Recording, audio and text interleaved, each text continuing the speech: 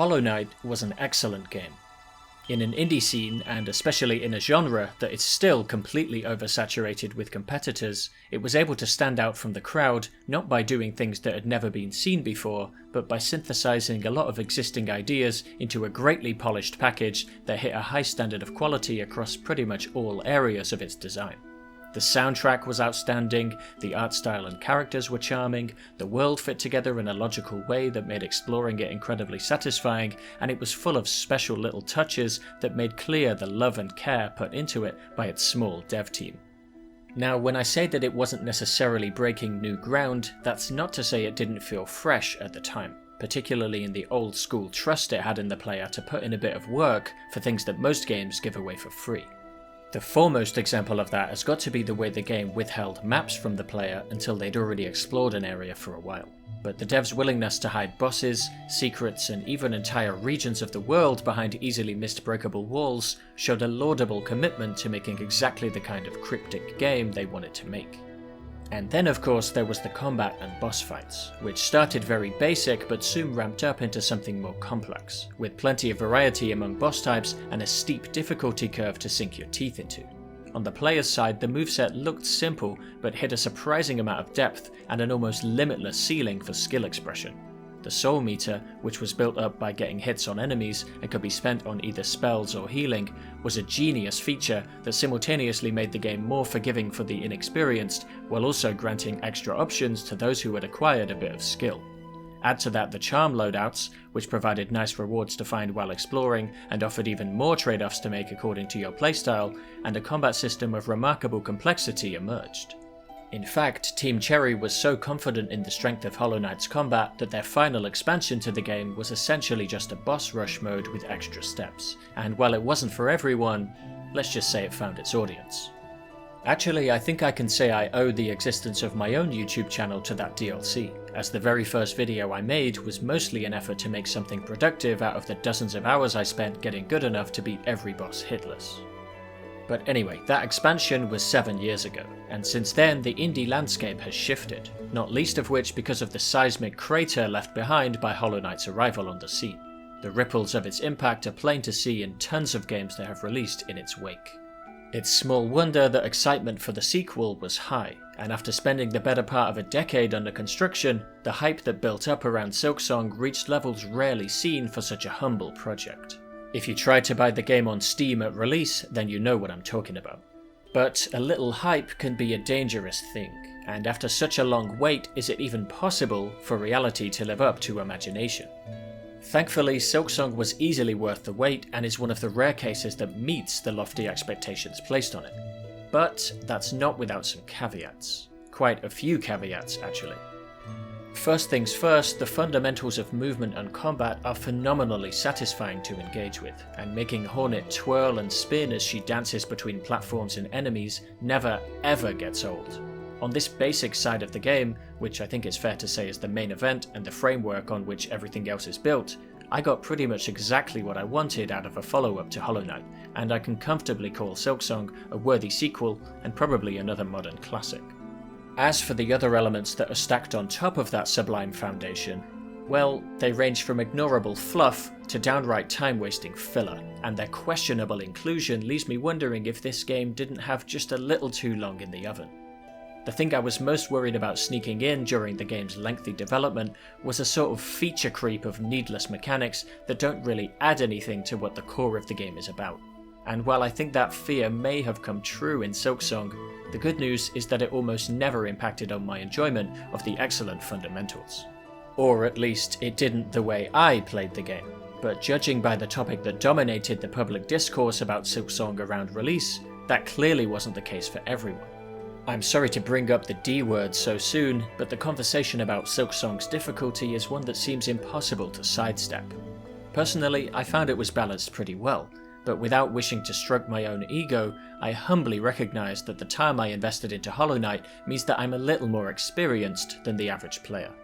This is a tricky issue to desolate dive into, and so subjective that it's impossible to speak in absolutes. But I have to imagine that Team Cherry was a little disappointed to finally release their labour of love into the world, only to see the same complaint repeated again and again in every headline. In that respect, I think they probably dropped the ball a bit when it came to providing reasonable options for less experienced players. I say reasonable because there are loadout options that make the game a bit easier, but a few perplexing design choices mean that they also make the game more tedious and less enjoyable, turning them into a punishment rather than a helping hand. While it didn't affect the good time I had with the game, I think it's undeniable that this was a mistake, and it surely accounts for some of the negative reviews received at release. That said, if you somehow haven't made up your mind yet about whether to try Silksong, then I'd highly recommend picking it up and playing for yourself before watching further. This is your last chance to do so before spoilers. If you appreciate games that don't hold your hand and trust you to be curious and resilient enough to persevere through challenges, then you don't want to miss this one. It's not without its problems, but there's no question it's one of the best games to release this year, and after beating it 100%, I'm already eagerly awaiting the eventual DLC expansions to see where Team Cherry can take it from here. So let's jump in and find out why. To start things off, I might as well get into the fundamental mechanics of Silksong, since I've already hyped them up a bit as one of the game's strongest features.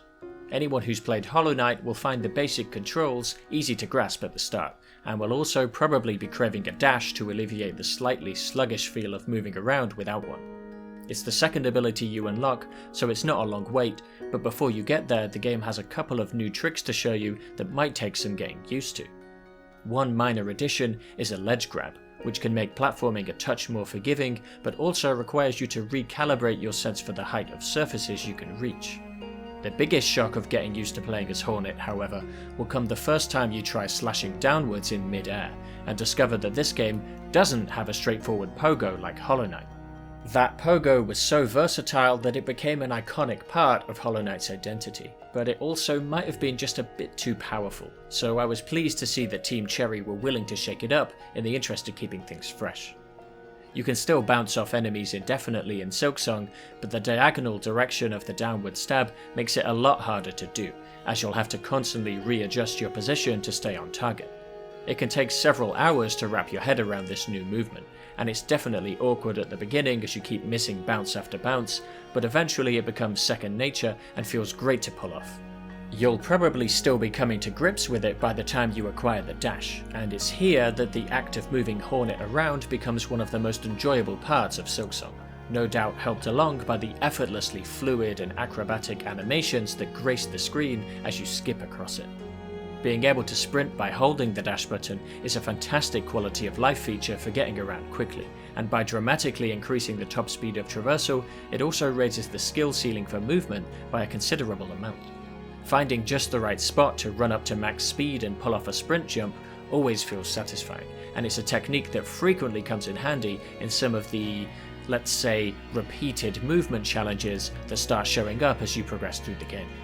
Rounding out the basic abilities granted to you in the first act are the wall jump, which doesn't open the world up as much as you'd expect due to its more linear structure this time around, and the drifter's cloak, which appears to displace Hollow Knight's double jump in favour of an adorable glide that gives horizontal distance instead of vertical. It also lets you ride on air currents, which isn't really that interesting and doesn't see a whole lot of use outside of the area where you get the cloak. But the float ability it gives you is well integrated into platforming challenges, and it can even make landing pogos a bit easier as it gives you more time to line yourself up. At this point, as you near the end of Act 1, you already have access to what I would call Hornet's core moveset, and with several hours of muscle memory under your belt, have hopefully become adept at using it to navigate platforms and dance around bosses. But Silksong still has a few surprises tucked in its sleeve for the second act that add some extra movement options, and while I don't think those additions are bad, they do introduce problems that spoil some of the well-balanced elegance the game had going for it up to that point in its fundamental mechanics. First off, the claw line, which is a mix-up between a hookshot and a super dash, is a welcome inclusion when viewed purely in terms of the movement it enables, and in combination with the sprint jump and the drifter's cloak, it allows for ridiculous horizontal coverage that can drastically lower the time it takes to traverse certain rooms. It also makes bouncing off of enemies and pogo spots a hell of a lot easier, although by the time you get it, the helping hand probably won't be all that necessary, and is mandatory for completion because it lets you grab onto these rings that some obligatory areas are gated behind. All of this is fine, but there's a problem. For some reason, the claw line costs a single unit of silk to use, and the more I think about it, the more this seems like it was a bad call. In combat, it's not too bad because you get a unit of silk back when you bounce off the enemy, making the claw line essentially free to use without turning it into an exploitable way of farming silk from long range. But the same could just as easily have been achieved by not making claw line bounces restore silk. The real issue here is when you want to use the claw line for platforming, which is obligatory at many points in the game and becomes a big drain on silk without any real justification for it. Granted, the game will never leave you completely stranded and unable to use your claw line, because depending on your progress and loadout, you'll always have between 1 and 4 units of silk slowly recharging back. But that's exactly the problem right there. You have to stop and wait for it to slowly come back, and I just can't conceive of any situation where that would ever be an interesting thing to ask the player to do. Thanks to this restriction, the charm that increases the speed of silk regen ended up being a pretty much permanent part of my loadout. The only time the silk cost of the claw line might affect your decision making is if you're saving up silk for a heal and don't want to waste it on movement, in which case the game is incentivizing you to play more tediously and slowly than you would otherwise like to. Introducing a new way to move around and then arbitrarily limiting the player's use of it by making them wait around for it to recharge doesn't make much sense to me. The movement ability of the claw line adds some cool new potential to the game, but the fact that it costs silk to use instantly strips some of that potential away. With the claw line in hand, you've got everything you need to see the credits, but as is so often the case in this game, there's still more for the dedicated to find. The platforming gauntlet to reach the top of Mount Fae is the trial that asks you to prove your mastery of the claw line, and while I enjoyed the extra challenge of doing it under the time pressure introduced by the cold, it doesn't exactly mesh well with having to wait for silk regeneration. Once you've made it to the mountain's summit though, your reward is the final movement option that Silksong has to offer, and it's one that you've probably spent half the game wondering about the existence of. There are several points earlier in the game with fake-outs that make you think you must be missing a certain ability and will need to come back later, only for you to find another way around after all. This happened so many times that when I genuinely did come across paths that were inaccessible to me, I just assumed I would end up coming back later from another direction to open a shortcut. And so, when I made it to the peak of Mount Fae, it came as a genuine surprise when I was given a double jump, and in some ways, part of me was disappointed and still wishes that the game didn't have one. It's a mechanic that's been done to death over the last 3 decades of 2D platformers, and I was kind of enjoying the novelty of playing one without it. Silksong became just a little bit less unique when it gave me a double jump. And since you get it right at the end of the game, after you've spent dozens of hours with only the Drifter's Cloak, this ability also throws off your muscle memory and changes certain platforming challenges for the worse. Because the double jump always takes priority over floating with the cloak, you're forced to do it before you're allowed to glide, which doesn't sound so bad, but in some rooms that were built around having only the cloak, you can end up double jumping into a ceiling hazard that never would have presented any danger if you didn't have to exhaust your double jump first. This is a rare instance of imprecision in the game's controls that doesn't really feel good to interact with, and I don't see a good reason that the player shouldn't be allowed to glide without double jumping if that's what they want to do. Having said that, I can understand why Team Cherry included a double jump, since the added option it provides while in the air makes some bosses more manageable and certain late game platforming challenges possible. But still, part of me wonders if the game would have been more interesting without it. Now, speaking of platforming challenges, there are a few gauntlets that ask you to make use of all your abilities, occasionally with a rising hazard chasing you up the screen, but I don't think there's anything present in Silksong that quite matches the precision required by Hollow Knight's Path of Pain. The challenge here mostly comes from staying in the flow and matching the speed of the hazard, figuring out the destination of your next jump and how to get there on the fly. This can be pretty satisfying to do, and it feels great to just nail a string of jumps without having to frequently pause and think about which way to go, as is usually the case when navigating the wider world. The game's final hidden platforming trial, however, felt too easy to me, and was honestly a bit of a letdown compared to other more exciting sections. But something tells me we haven't seen the limit of what Team Cherry can squeeze out of this movement system just yet, so I'll have to withhold final judgment until we've received a few expansions to the game. One minor nitpick of Silksong's platforming is that it's not always clear which hazards are pogoable, which can be a problem if you get the wrong impression and don't realise that you're supposed to be bouncing off something dangerous. This is unfortunate because the game is ordinarily very good at teaching the player stuff like this. For instance, the jumping enemy in Deep Docks shows you that you can step on magma for short periods without being damaged, which is a nice touch.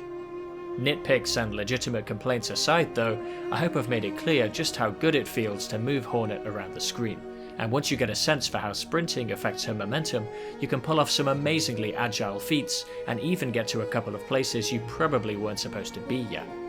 When the fundamental act of moving your character is this satisfying, you're in a good position to start building on that foundation with some combat encounters, so that's the area I'll move on to next. There is technically one more movement ability after the double jump that I haven't mentioned yet, but in my opinion it's more of a tool for skipping platforming than actually engaging with it, so I'll address it later when I talk about the game's exploration.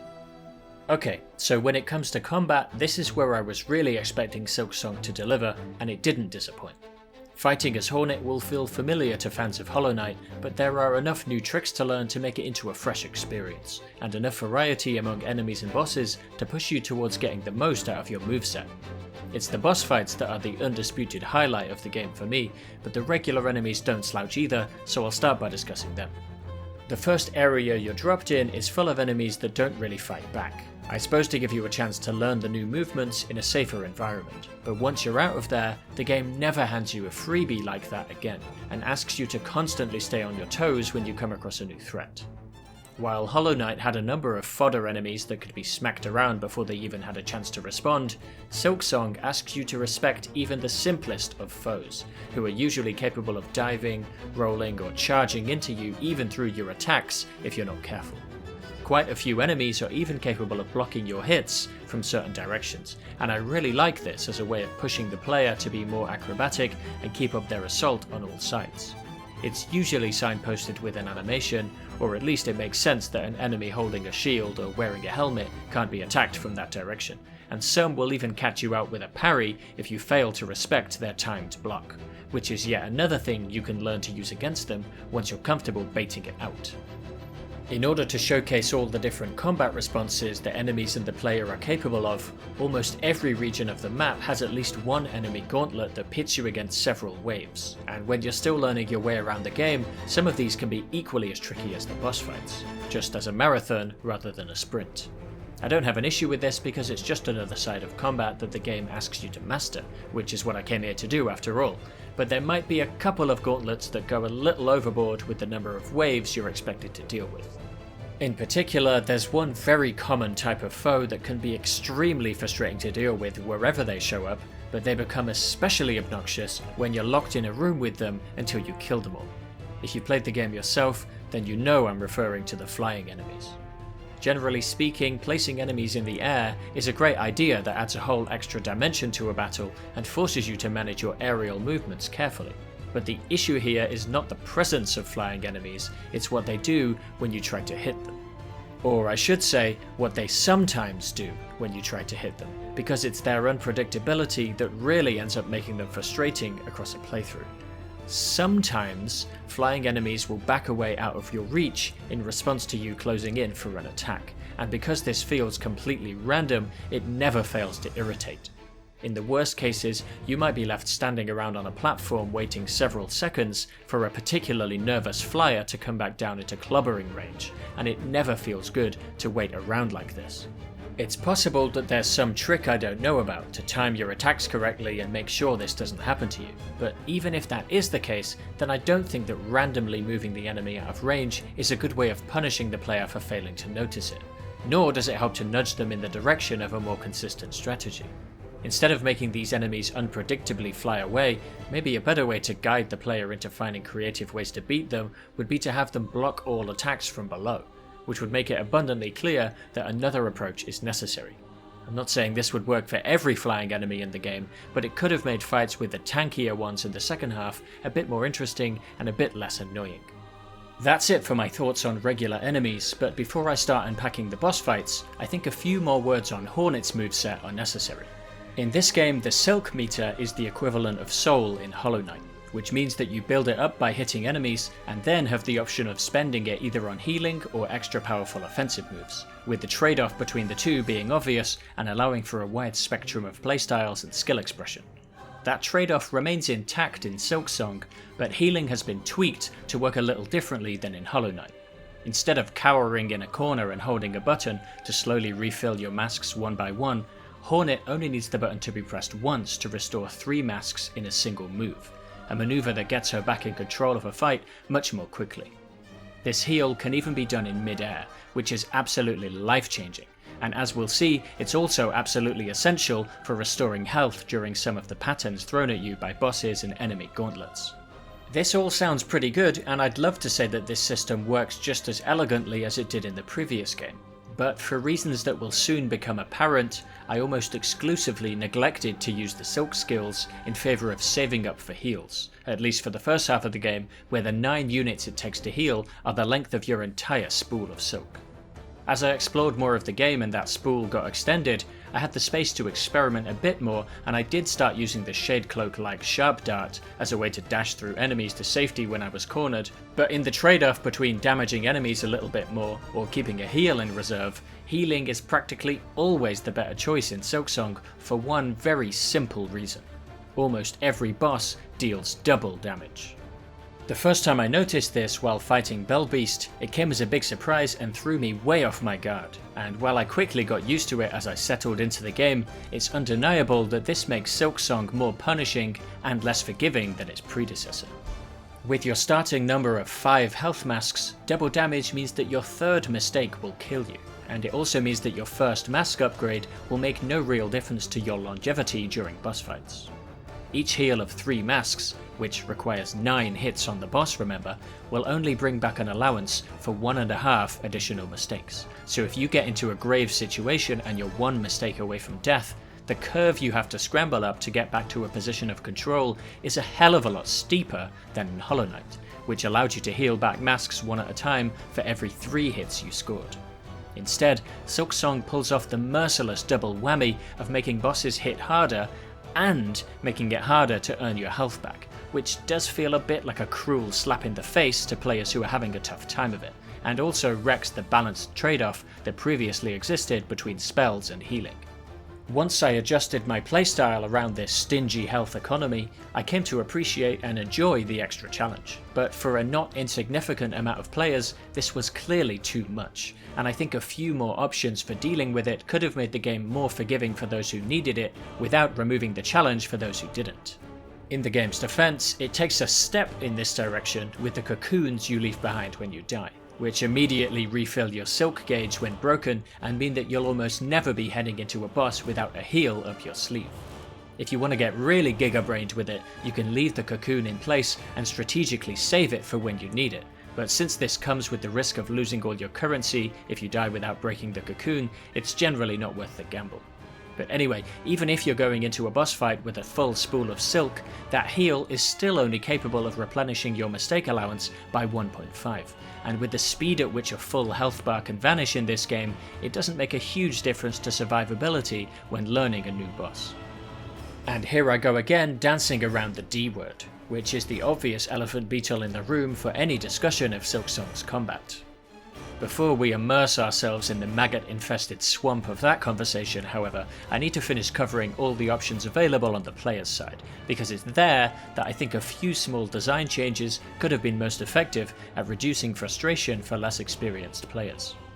You may have noticed from the footage you've seen so far that my playstyle in this game is very needle-centric. I like to get in close to my opponent and keep slashing away for as long as possible, dancing around their attacks and continuing to sneak in cheeky hits whenever I'm able. This is the most enjoyable and rewarding way to play for me, so it's what I gravitate towards and is why I think the fundamental mechanics of Silksong are so fantastic. But it also means that, by choice, I'm ignoring a few other additional mechanics that may have made your playstyle look quite different, and I should explain both why those options didn't appeal to me and why they fall short of providing the helping hand to inexperienced players that I think they were supposed to.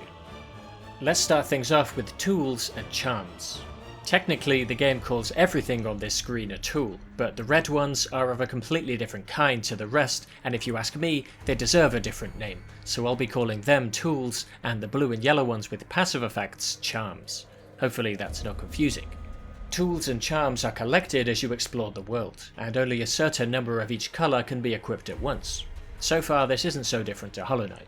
The big new change in Silksong, however, is that the red tools give you extra offensive options in the form of traps, throwables and other temporary buffs that can help to even the odds in a tricky fight, but they have limited uses and need to be replenished at a bench. The theme among most tools is that they allow you to safely deal damage from a distance and chip away at a boss's health to soften them up and smooth out the difficulty curve, and I gather they can be quite powerful if you bring the right one for the job and equip passive charms to maximise their damage potential. In that respect, I suppose they're a bit like using magic in a Souls game. Yes, they make fights a bit easier, but since you have to specialise your builds to use them effectively, they're just one option among many, and they don't present an overpowered solution to every problem. Once again, at a glance, all of this sounds great, and since you always have the choice of equipping whichever charms enhance your preferred playstyle, there's room here for everyone from tool lovers to needle purists like me to be satisfied. But of course, there's a catch that causes all of this to fall apart, and actively punishes you for overusing tools by just straight up wasting your time. That catch is that tools are replenished at benches by consuming a secondary resource called shell shards, which mercifully are not lost on death and are dropped by all enemies, so they can be farmed in infinite amounts.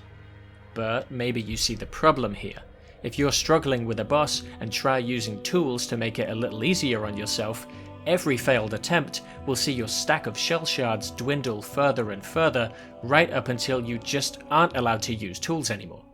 If you're the kind of player who likes using tools, then your playthrough of Silksong will end up having more farming than Stardew Valley, as you constantly have to go out of your way to refill your stack of shards, which is just awful and makes it quite understandable that some players prefer to give up on the game rather than slog through such a time-wasting piss take.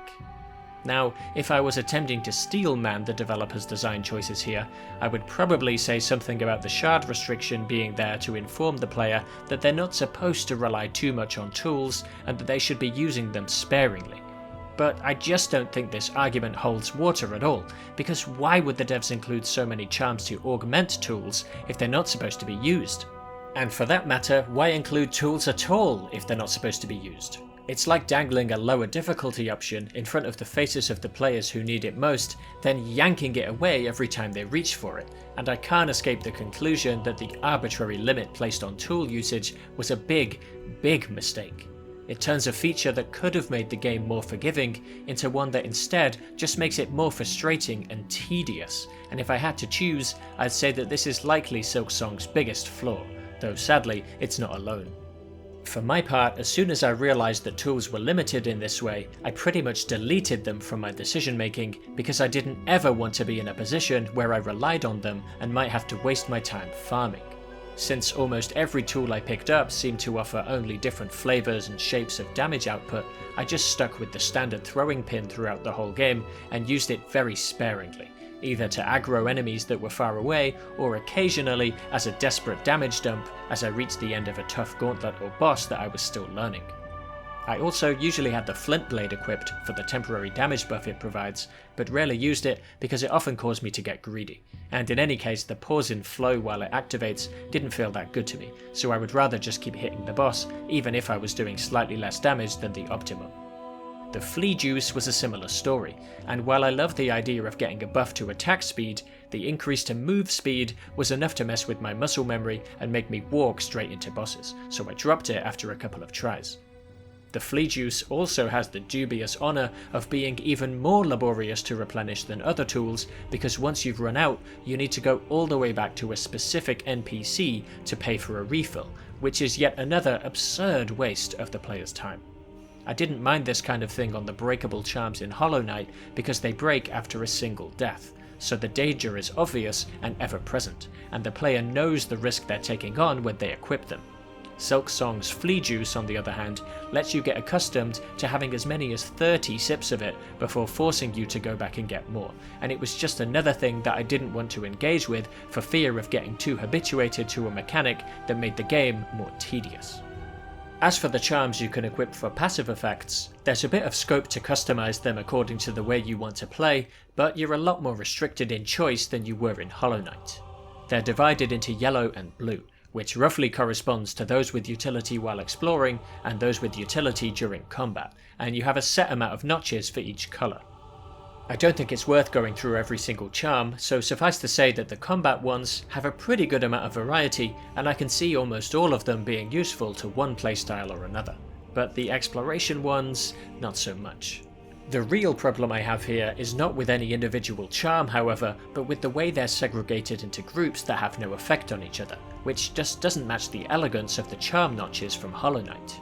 In that game, where all charms draw from the same pool of notches, I basically never used the compass that shows your location on the map because I wanted to save my notches for charms that would enhance my combat effectiveness instead, and that was a strategic choice I made for myself to suit my style of play. In Silksong, however, once I had the charm that automatically picks up rosaries, which nobody in their right mind would ever unequip, I genuinely had a hard time picking which other exploration charms seemed the least useless, so I just left the compass equipped and didn't think about it again, which is a far cry from the constant re-evaluation of charm loadouts that Hollow Knight encouraged. There's just one feature remaining on the player's side that I need to cover, and that is the crests, and sadly, my thoughts on them aren't exactly complimentary either. Your mileage can vary depending on how thorough you are in your exploration, but I think it's safe to say that the crests are a mechanic you won't be properly introduced to until you're at least several hours into the game. To quickly summarise, crests are the devices that you plug your charms and tools into to equip them, with memory lockets being used to unlock extra slots on each crest, and they're found by visiting chapels around the world and usually completing a short challenge inside. Not only does each crest come with its own unique trait and a number of different charm slots of each colour, they also completely change the basic moveset of your needle, including the tricky downward pogo that you spent your entire playthrough so far orienting your muscle memory around. On top of that, whenever you find a new one, it's automatically equipped but with zero tools or charms assigned to it, making it an annoyance that you'll want to swap out for something more familiar as soon as you get the chance. I think you can guess where I'm going with this. By the time I was 5 or 6 hours into the game and I discovered my first additional crest, the Reaper in Greymoor, I had multiple reasons to not want to engage with it and to switch back to the default one immediately, both because of the memory lockets I'd already invested into the starting crest, and just because of the time I'd invested into getting accustomed to the initial moveset, which meant that I really didn't feel like starting from scratch with a new one. Now, after going out of my way to experiment with crests on the second playthrough, I can see how some of their unique effects might change the game in interesting ways. The Beast Crest replaces your heal with a brief period of lifesteal, which allows you to get back more health than usual if you're able to stay aggressive during that short window. The Reaper Crest, it turns out, lets you keep your normal heal, but also adds a period afterwards during which you can get way more silk from hitting enemies, refilling your meter and getting you to your next heal or spell that much faster. This sounds like the game's greatest gift to struggling players yet, and I assume that that was the intention behind this crest. But as with the tools, there's an arbitrary barrier to entry that makes using this feature less appealing. Back in Hollow Knight, you were able to build up a strategy that fit your playstyle piece by piece as you added charms to your loadout, and experimenting with new combinations was quick and effortless. But in Silksong, there are restrictions everywhere you look that prevent you from playing the way you want to.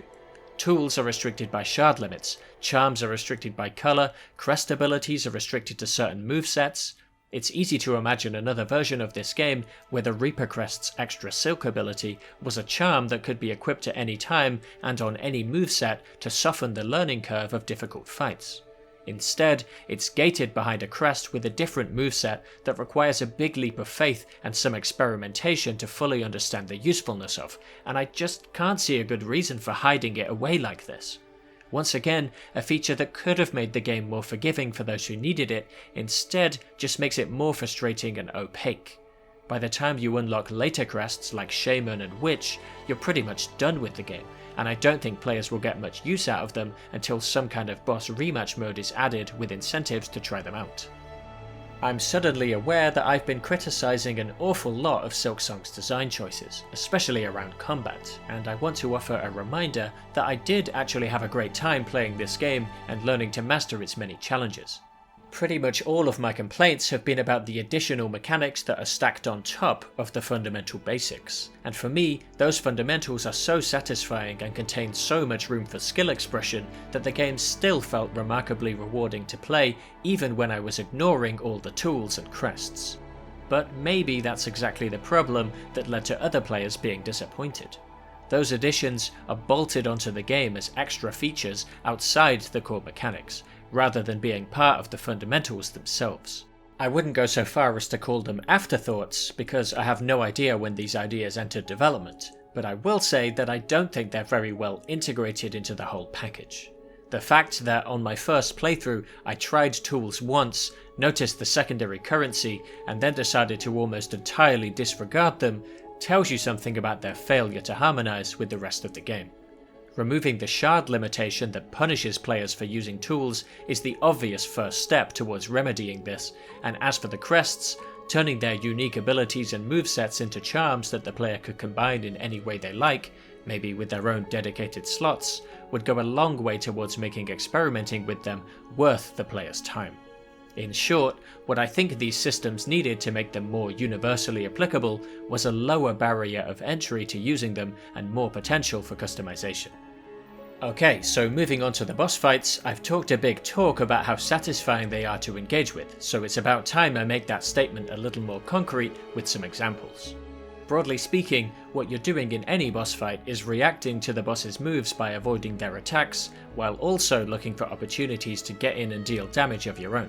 It sounds simple, I know, but it's the tension between these two opposing impulses that makes boss fights such an endlessly fascinating and enduring part of game design, and Silksong confidently delivers on the concept with a wide array of patterns and scenarios that put pressure on you to get creative with every move available to you. Because the range of your slash is short enough that you almost always need to put yourself in danger to deal damage, there's a real art to picking your moments carefully and figuring out how to weave in more attacks to stay aggressive as you dance around your opponent's moves. It's a magnificent blend of offense and avoidance, action and reaction, a climactic conversation between you and the game, as you slowly build up both the strategies and skills that will eventually take you from dying to a boss within 5 seconds to utterly clowning on them without so much as a scratch. To help ease your journey along this path, Silksong has inherited a couple of ingenious features from Hollow Knight that put a lot of control in the player's hands and let them adapt their playstyle on the fly to how each attempt on a boss is going. First off is the dynamic healing system. Rather than giving you a set number of healing items for each attempt, as many games do, Silksong allows you to heal as many times as you like, providing you can earn it by getting enough hits on the boss to build up the silk. This means that even in the most dire of situations, all hope is not lost, because if you switch to a cautious playstyle and avoid taking risks, you have a chance of sneaking in the hits you need to heal up and get back into the fight. And just as a side note, I would love to see more games experimenting with the way health works like this. As a counterbalance to the unlimited longevity you can get from this cautious style of play, Silksong will punish you heavily if you get hit while trying to heal, interrupting you, dealing damage, and emptying your silk meter to put you right back at square one. While this can be frustrating, and frequently does enough psychological damage to kneecap your current attempt on a boss, I think it's well balanced because you can respond to it either by equipping charms to shield or speed up your healing animation, or simply by knowing when to pick your moments, in which case failure is your own fault if you choose to take the risk of healing unsafely. Another mechanic that synergizes perfectly with the healing system is the stagger that you can send bosses into after hitting them enough times in quick succession, which offers a quick breather and actually pulls off the incredible trick of improving quality of life for both experienced and inexperienced players. If you're struggling or still learning a boss, obviously you can use the break to get in a risk-free heal, but if you already know what you're doing, then you can take the opportunity to do a burst of free damage and push forward to the more difficult later phases even faster. Just an all-round brilliant mechanic. Now onto some elements of boss fights that are not always quite so positive. Naturally, the shape of a boss's arena can lead to dramatic changes in how it feels to fight them, with the most extreme example being Nyleth, whose final arena has no floor and so forces you to stay aerial the whole time. This is introduced really well and is a great instance of boss phases building up the difficulty slowly to avoid overwhelming the player. She has a short intro phase that lets you get at least a little bit of familiarity with her attacks in a safe area before you get dropped into the pit, and I enjoyed this fight for bringing a bit of variety to the final bosses of the game. The kind of boss arenas I'm not so crazy about, however, are the ones that extend beyond the edges of the screen and mean that it's possible to lose sight of the boss and have no idea what they're doing. The worst offender here by far is Morwink, whose arena is many times the length of the screen, but there are others that can irritate in a similar way.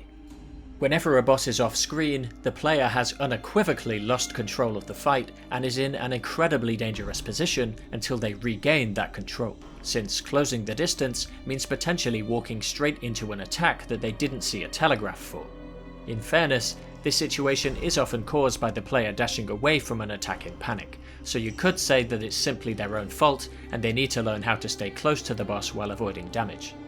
There's definitely some truth to that, and the problem can be mitigated by just training yourself to dodge inwards instead of away, but it's definitely not the player's fault if they have to run past a boss to go and grab their cocoon from the other side of the arena, then turn around and run back into the fight while being completely in the dark about which move they're about to face tank. Combine this with the fact that none of these bosses actually do anything with the ultra widescreen arenas they're found in, and the whole thing comes across as more of a thoughtless accident than a meaningful design choice. One of the more controversial inclusions in Silksong's combat is contact damage, which means that you get hurt just by touching an enemy or boss, regardless of whether they were doing an attack or not. I have less of a problem with this than some other players do, but I'll acknowledge that the unpredictable movements of flying enemies and teleporting bosses can make this feel just a little unfair sometimes. On the whole though, I think contact damage is pretty much a necessity in a game like this, because it's the only thing stopping you from trivializing every boss attack by dashing through to the other side of them, not to mention the ambiguity it would introduce to charge attacks where the boss launches itself at you. For a point of comparison, Nine Souls is in many ways a similar game to Silksong and Hollow Knight, with one key difference being that enemies don't deal contact damage, but it works because the entire game is built around that fact. You can dash through boss attacks to avoid them, but if you do, then you're missing out on the parries that recharge your special attack, which is a major mechanic in that game, so you have an incentive not to do it. The challenge there comes from learning the parry timing, whereas in Silksong, acrobatically dodging enemies while scoring hits of your own is the game, and removing contact damage would break that game completely. The final controversial mechanic that I want to cover is the runbacks you have to do to get another try at a boss after failure. The one I've seen mentioned quite often is the run-up to Last Judge, probably because she's the first serious difficulty spike in the game, serving as the skill check that most players will need to pass to reach Act 2. Though if you can beat her, then I reckon you're capable of seeing at least one set of credits. Since she'll probably take you a good number of tries to beat, you'll be getting well acquainted with the route to her arena from the nearest bench, which requires a bit of platforming and some weaving between enemies. Making a mistake on this run means heading into the boss at less than full health, which can be annoying, though the free heal you'll get from your cocoon on arrival helps to smooth this out. The real complaint that people have with this runback, however, is simply that it's boring being forced to do the exact same platforming trial over and over again, which is an argument that's hard to disagree with. You could say that the challenge here is in figuring out the perfect route to complete the runback as quickly as possible, and there's definitely something to that, but once you've discovered the optimal path, we're right back to the problem that doing the same thing over and over again isn't very interesting. And in any case, if you like the challenge of finding optimal routes around the world, the game's courier quests already have that covered on a bigger, better, and more global scale.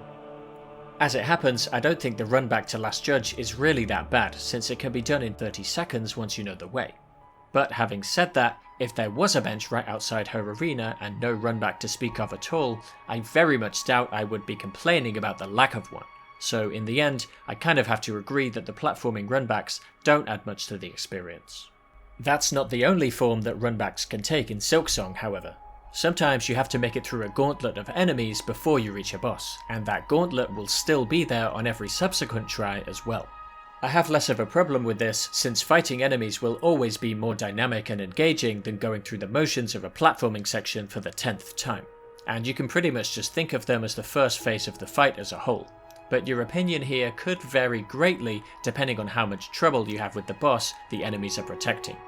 In the case of Crust King Khan, his moves are simple enough that you can grasp how they work within a few seconds, and as long as you have the patience and endurance to avoid getting greedy, I don't think it's a big ask to beat him in a couple of tries without too much trouble, especially if you've made it as far as this endgame boss. Now I know what you're thinking, but thankfully Team Cherry possessed the restraint not to subject the player to both a long runback and a pre-boss gauntlet at the same time.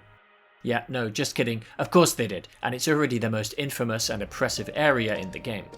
Bile water features traps all over the place, little flyers that explode, big flyers that vomit on you for massive damage, ambushes that throw projectiles at you from random spots and disappear before you can kill them, and maggot-filled water that forces you to waste a full spool of silk on dispelling them if you fall in. As you slowly climb your way upwards through these unrelenting hazards, signs will point you towards a bench that you'll be desperate to rest at for a much needed checkpoint, only to have it cruelly ripped away from you in a middle finger gotcha moment. So onwards you go, further and further from the safety of your bench, way back at the bottom of the area. Every room just another chance for you to choke and see all your progress turn to dust, and when you reach the apex, shivering with tension and anticipation, your reward is getting locked in a room with the ambushers from earlier, this time with the expectation that you'll be killing them.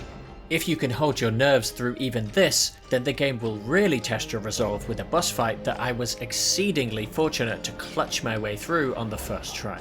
When you beat him and a bench finally appears, your trust has been so thoroughly broken by the ordeal you've just been through that you'll probably be wary of yet another trick, edging slowly towards it and not letting out a triumphant sigh of relief until you sit down and realise that it really is over this time.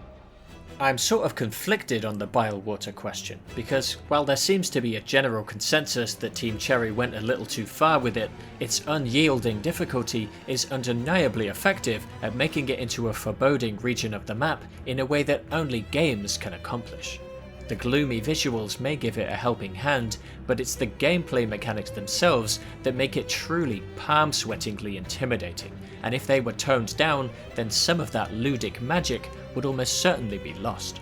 There is actually a hidden bench that's quite a bit closer to the boss, which is the only one in the game I didn't find, because it requires jumping into and swimming through maggot water, which is obviously something you're trained not to do. Maybe a clue pointing towards this bench would make bile water a little less frustrating without completely removing its threatening aura, and I doubt anybody would be disappointed if the enemies before the boss were skipped after being beaten once. This bile water conundrum is more or less the perfect microcosm of Silksong's relationship with difficulty more generally, and there are worthwhile arguments on both sides, but when intimidation turns into frustration, or maybe even results in a player dropping the game, I think it's fair to say that the balancing could use a little work. Not every game can be for everyone, and trying to be that is a pointless pursuit, which is why there's nothing wrong with leaning into difficulty as a main feature, as long as the player knows what they're getting into, and as long as the game adequately prepares them for the challenges it's going to ask them to face. Personally, as someone who spent over 100 hours playing Hollow Knight and got pretty good at it, all the struggles I had with Silksong were pleasant ones that I had a satisfying time grappling with and overcoming. But for the players who loved Hollow Knight and were excited for Silksong only to find it so unforgiving as to be unplayable for them, this sequel must have felt like a frying pan to the face, and they clearly didn't see the love they wanted to have for the game being reciprocated. Throughout my discussion of the game's combat, I've made a few suggestions that I think could have smoothed over the experience for those players, while also increasing the options available to those who are more skilled. And if the game can be made more enjoyable for players of different skill levels, then it seems like a no-brainer to me. While I think it's very unlikely any of those major changes will be officially implemented, it's certainly the case that most of Silksong's patches so far have tweaked things in the direction of being just a little more forgiving, which seems to me like a recognition from Team Cherry that they leaned too hard on the difficulty slider with the original release. As it always does, the difficulty discussion has largely died down in the 2 months since release, and it's not inconceivable that some of the patches may have contributed to that, but I think it's more plausible that struggling players have either moved on from the game or just knuckled down and committed to improving their skills. Last Judge and her slightly longer than average runback was a big sticking point close to release, but as of my writing this, around 60% of Silksong players have beaten her.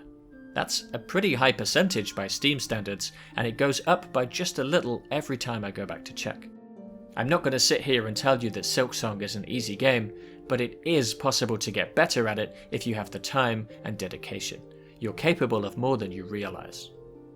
Okay, it's time to take off the hazmat suits and move on from the difficulty conversation, because there's one final part of Silksong's design that I need to cover before I can wrap up my thoughts on the game.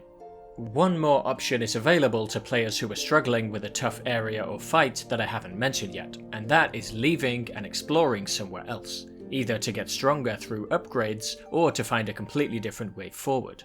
The exploration side of Silksong delivers an unfolding spectacle that's easily a match for Hollow Knight, and as you proceed through the game and keep finding new area after new area after new area, you'll sooner or later be shaking your head in disbelief at the colossal size of the world. The game does an excellent job of making all of its different regions feel like they're part of a cohesive whole, and the aesthetics of adjacent zones bleeding into each other at their edges is a really cool detail that helps to sell the world itself as one of the main characters of the game. The only areas that disappointed me in this respect were the high halls, which are a bit too small and linear, the wisp thicket, which feels way too tiny to have such a cool idea wasted on it, and the final hidden ascent at the top of the cradle, which came across as contrived and artificial. Though in fairness, I'm sure it's extremely difficult to make platforming challenges look like a natural part of the world rather than abstract obstacles placed by game designers, and if I'm complaining about this one, then it's only because it doesn't quite match the high standard reached by the other parts of the map.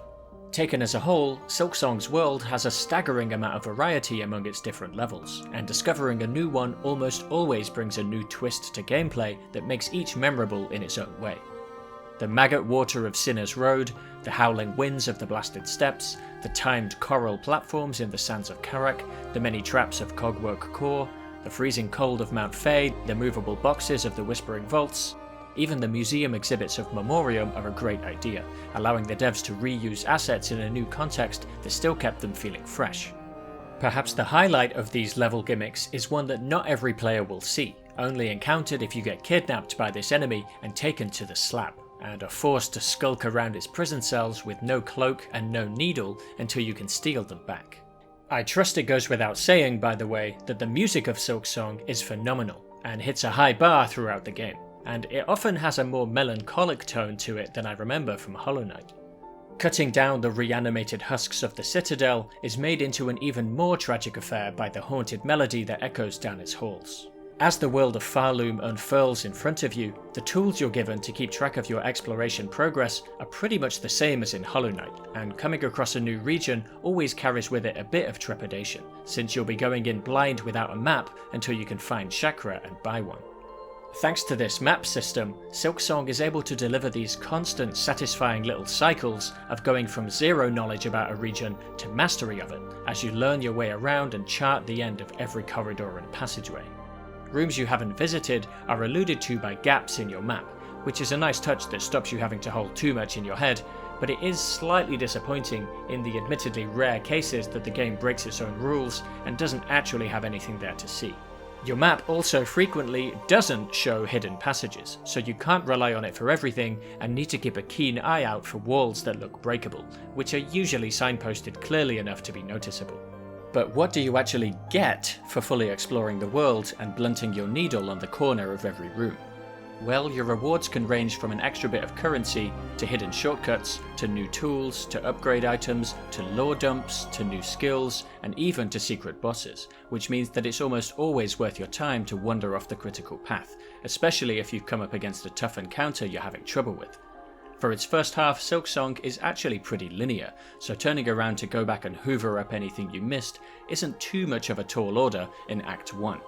The fact that you don't have to take on a challenge the first time you see it is made clear early on when you run into this giant ant guy in one of the first areas. As soon as I saw the size of his attack, I immediately thought, I need a dash for this, and filed it away in my head to come back in a bit.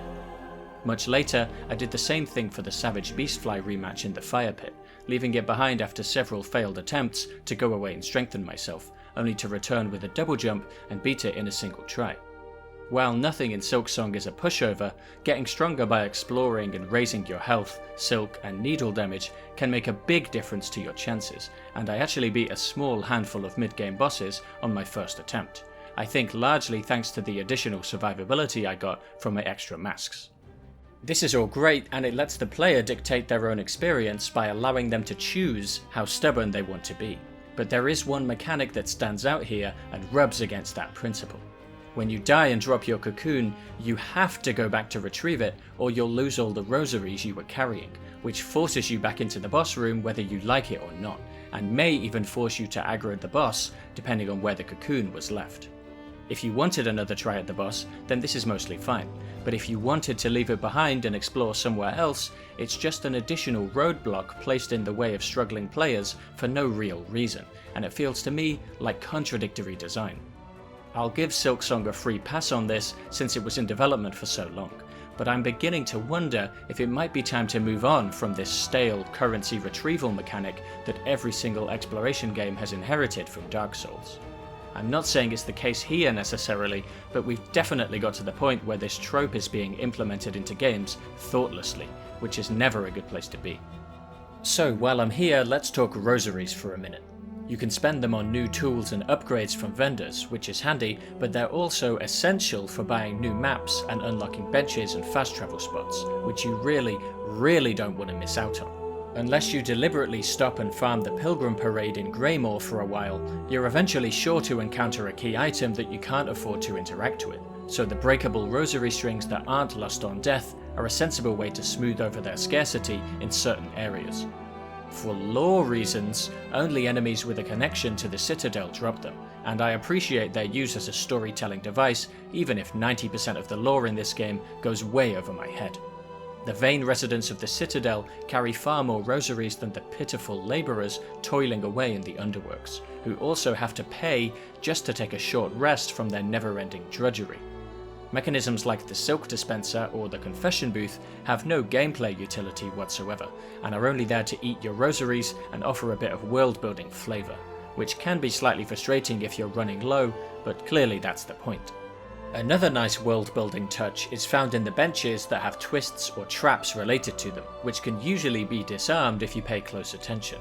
The one in Bilewater is kind of evil, and I won't make an excuse for it, but in Hunter's March it makes perfect sense that the ants would try and trick you like this.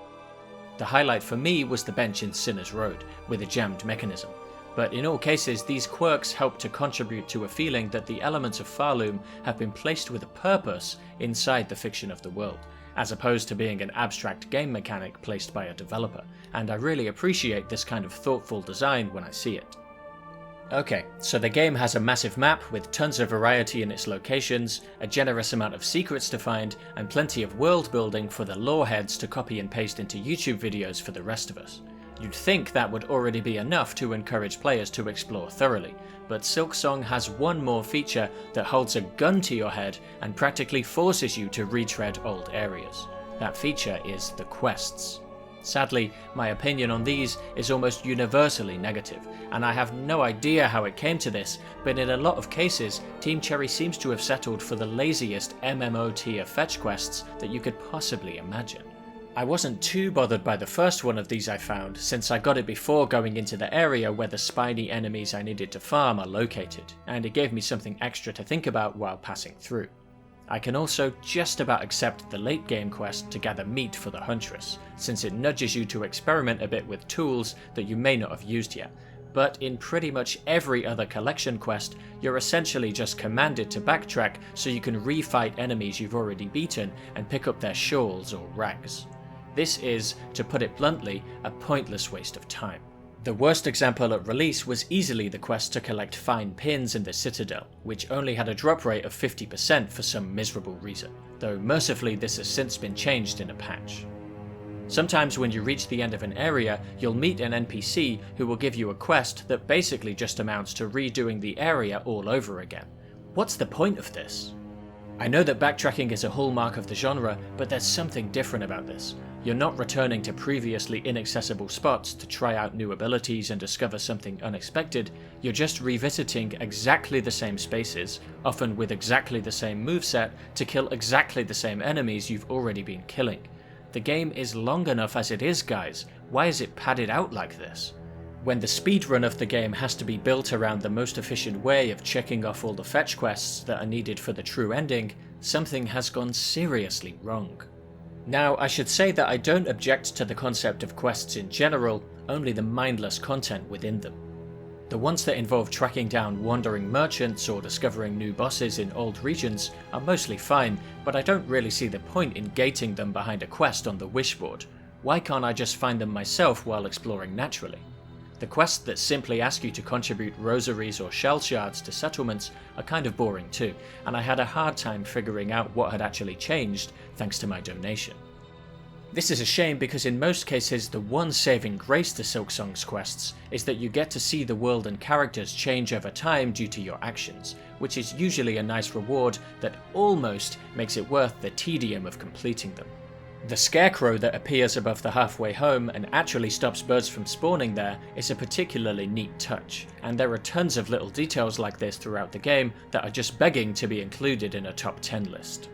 The big change that takes you into the true late game of Silksong, however, is the abyssal takeover that happens if you fulfill an alternate ending by ensnaring the final boss. To unlock the ending that allows you to enter this hidden third act, you have to prove your commitment to Farloom by completing a majority of the game's boring and mindless quests, which unfortunately makes me quite reluctant to play through it fully for a second time, and makes the prospect of trying for a deathless Steel Soul run not worth considering.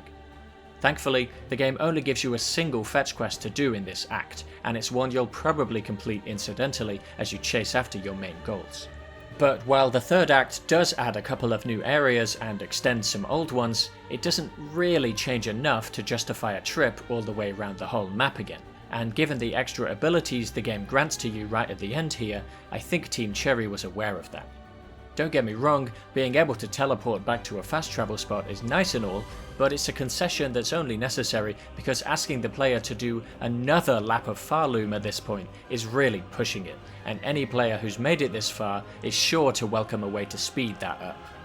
The final ability granted in this last stretch is the Silk Soar, a super jump that I would class as more of an exploration move than a platforming one, since it requires you to stand still and charge it up to use it, and it can't be easily chained into other abilities.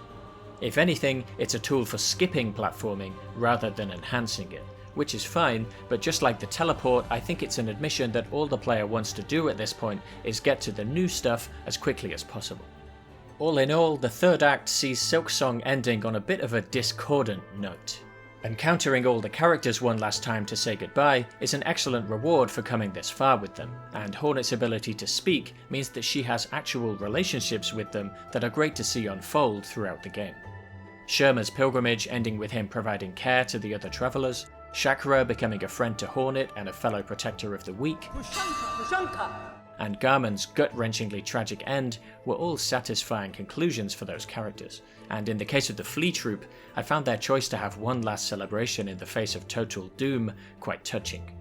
Trobio, on the other hand, is definitely a character with a lot of personality, but because he never interacts with anyone else and seemingly has no reason to be hanging around here, it didn't feel like he had a real place in the world to me. Mr. Mushroom, likewise, is a puzzling addition that is a little out of place showing up right at the end when the world is falling apart, and it doesn't feel fitting for Hornet to be chasing this fungoid around when she's supposed to be saving Farloom. If you're going for 100% completion, then your final few hours with the game will be spent hunting down a bunch of baubles and tools that you're never going to use, almost certainly with a guide open on your phone to make it as painless as possible. Let's be real, practically everybody who fought this hidden boss at the edge of the map did so after reading about it on the wiki. All of this late game busy work causes Silksong to deflate a little bit and lose some momentum before you get to the final boss. But once you're there, it's a satisfying ultimate challenge that combines a familiar boss moveset with the void-threaded attacks that the regular enemies of Act 3 have been training you for. I only wish it had taken a little less of the time-wasting fluff to get me there, but at the risk of spoiling my conclusion just as I'm fading into it, that's kind of the headline for my thoughts on the entire game.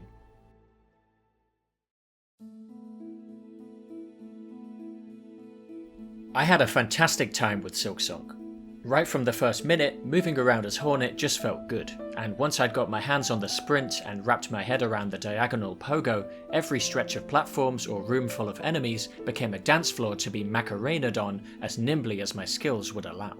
Each successive area I discovered was another opportunity for the game to enchant me with its charming visuals, music, and character designs. And despite the game having upwards of 24 regions in its map, I was delighted to be almost constantly encountering something new. Almost every boss that I came across gave me a fair and satisfying challenge that seemed daunting at first, but became understandable and manageable with a bit of practice. Barring one or two exceptions that are a little overtuned, I feel like all of them would be consistently repeatable in some kind of boss rush, and I'm sincerely hoping we get something like that in a future expansion so that I can test that theory out. If we do, I'd love to do another deep analysis into every boss like I did for Hollow Knight. All of the praise I'm heaping on the game here is very genuine, and I mean it when I say that the joy I felt during this game's high points was well worth the agonizingly long wait. But, as much as I'd like to just leave it there, if you've been paying attention then you know that I can't. Because although there's an incredibly competent set of fundamentals on show in Silksong, the game falls short on nearly every mechanic that Team Cherry stacked on top of them. When it comes to the quests, I won't deny that it can be rewarding to see the world change through your actions, but the absolute best you can hope for in terms of content is that they're hiding a unique boss or encounter, and there's really no good reason for these to be gated behind wishboards in the first place. The vast majority of quests are not so generous in dishing out new things to see, and only pathetically ask you to revisit old areas and kill old enemies that you moved on from hours ago. The fact that so many of them are mandatory to see the full game is an insult to the player's precious time. As for the tools, they're a nice idea for expanding the options available to players of varying skill levels, but the arbitrary limits placed on their use made me want to avoid engaging with them, and any player who might want to rely on them as a key component of their moveset is in for a rude awakening the first time they run out of shards. If using tools was going to be so heavily discouraged, then why are they even in the game? The passive charms and the crests were likewise disappointing features for me, with a similar set of too tight limitations on them which meant that free customization was strictly not allowed. Never mind that you'll be unlocking half of them after you're already close to the end of the game anyway. It seems like maybe Team Cherry was a little worried about these additional mechanics potentially making the game too easy, and placed a bunch of restrictions on them just to make double sure they wouldn't be overpowered. In doing so, I think they were vastly underestimating the difficulty of the core gameplay, which already demands a lot more precision from the player than most other games of this type. That's why I've used the phrase muscle memory a lot more frequently in this video than I usually do. To play this game well, you need to internalize the exact length of your dash, the max height of your jumps, the way Hornet's sprinting momentum carries into the air, the precise angle of the diagonal pogo. If you don't make these movements second nature, you won't get far. As if to really drive this point home, for the first half of the game, 3 mistakes in a row is more than enough to see you dead in any boss encounter, and thanks to this, Silksong is a game that insists you respect it and play it in the acrobatic way the devs intended. It demands no small amount of patience and dedication in order to beat it, and personally I found that it more than paid back what I invested into it.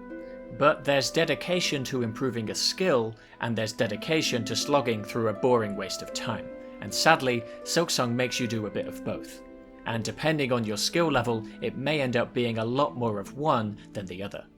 Although I had an excellent time with the game, I know that this was partly because I had enough experience to just avoid some of the more questionable design decisions and focus on the impeccable fundamentals, and for that reason I find myself kind of conflicted on Silksong. The foundational mechanics, which were largely carried over from Hollow Knight, albeit in a heavily mutated form, left me delighted and hungry for more. But in pretty much every area where the game tried to experiment with new features, those experiments failed for me, and I ended up either ignoring them or wishing I could ignore them. None of this makes Silksong a bad game, but it is a game with a lot of flaws, and those flaws will compound more and more the longer it takes you to beat it. If you breeze through it, then you'll have an amazing experience. But if you get stuck on every boss, if you constantly run out of rosaries and shell shards, if you just happen to miss a room that had a health upgrade or a tool that would make your life easier, then it's quite possible that you'll have a bad time and drop out before the end, and I can't really blame anyone who did that. Silksong very much rewards you for playing well, but it also heavily punishes you if you're struggling or not getting it, and smoothing away just a little of that punishment would probably make the game better for the average player without spoiling anything for those with more experience. I don't want to see this video go out on a negative note though, so let me end things by saying that even though I've had plenty of complaints about Silksong, I loved it and I'm still a little sad to be leaving its world behind. Which is why it's so exciting to know that we already have future ambitious expansions confirmed. The judgment I've passed on the game may yet turn out to be premature, and a rematch mode that lets you try any crest on any boss and removes the limitation on tool usage would honestly go a long way towards fixing some of my grievances. If the DLC we got for Hollow Knight is anything to go by, then some of Silksong's best moments may still be ahead of us. The wait isn't over yet.